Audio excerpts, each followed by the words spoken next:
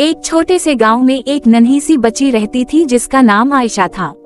आयशा बहुत मासूम और हंसमुख थी।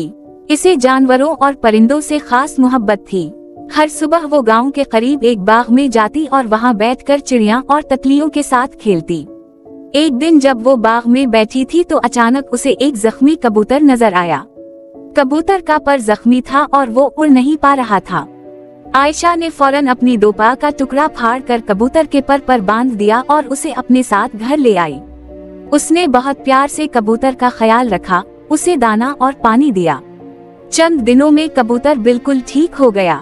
जब कबूतर ने पहली बार दोबारा उड़ान भरी तो आयशा के चेहरे पर खुशी की किरणें फैल गईं। लेकिन इसके दिल में थोड़ी उदासी भी थी क्योंकि उसे डर था कि अब कबूतर वापस नहीं आएगा। मगर हैरत की बात ये हुई कि अगली सुबह कबूतर फिर से आयशा के आंगन में मौजूद था।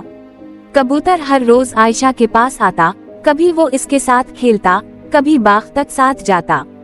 यूं दोनों के दरमियान एक खूबसूरत दोस्ती कायम हो गई। इस कहानी से हमें ये सबक मिलता है कि नेकी और दूसरों की मदद कभी जाया नहीं जाती।